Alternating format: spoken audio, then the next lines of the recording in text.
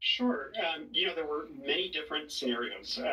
No two of them were exactly alike, but there were some broad themes, I would say, that, allows us to kind of group the cases.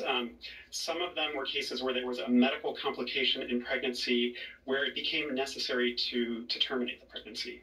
An example is a case of a person who was pregnant at about 16 weeks, whose bag of water breaks, and because this puts a woman at a very high risk of infection or heavy bleeding, and it's also very unlikely that she'll be able to continue the pregnancy to a point where the baby could survive outside of her, the standard of care is to at least offer the woman the option of having a termination.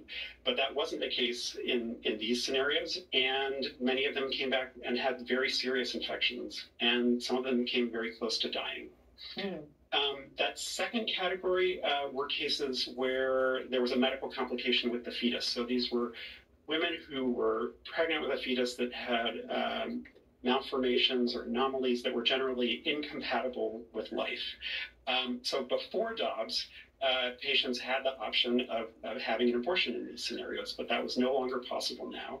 And so women were faced with the very difficult decision to either travel to another state to obtain abortion care and all the logistical complexities and financial costs associated with that, or continue the pregnancy carrying a baby that they knew was impossible for the baby to survive, that it was likely the baby would have a very short and painful life.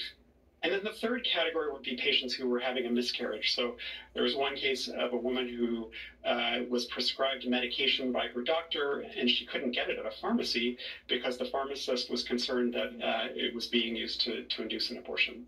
There were a couple of patients who had symptoms and were concerned that they were having a miscarriage, and they lived in a state with an abortion ban, but they were so scared to even go to a hospital or see a doctor because they were worried that they might be accused of possibly having done something on their own to end the pregnancy, that instead they traveled hundreds of miles to try to get care in another state.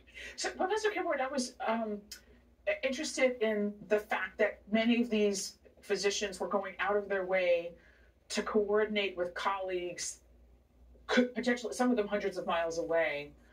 I was wondering whether that affected their ability to care for people with quote unquote more routine medical concerns. Like I'm just mindful of the fact that the maternal mortality rate in the United States is very high for a country as affluent as it is. And in fact, it ranks among one of the highest for a country as wealthy as the United States is. And particularly among certain groups. I mean, Black women, for example, have a far higher rate of maternal mortality than other groups do. And I just wondered if that was part of this discussion. You're absolutely right. I mean, the United States has a crisis of maternal mortality, and it is particularly devastating for Black and brown women. And it's worth noting, this is across the United States, but there's also specifics of states with even higher maternal mortality rates. So these are women who are dying in childbirth or within a short period of time after giving birth.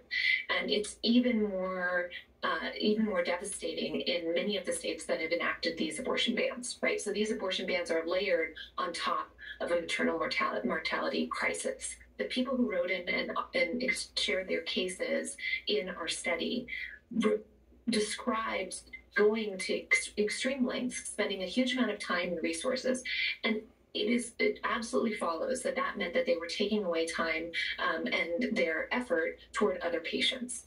The other piece that's important to underscore about the effort that these physicians were taking on behalf of their patients to ensure they could get the standard of care is that many of them were relying on their personal social networks.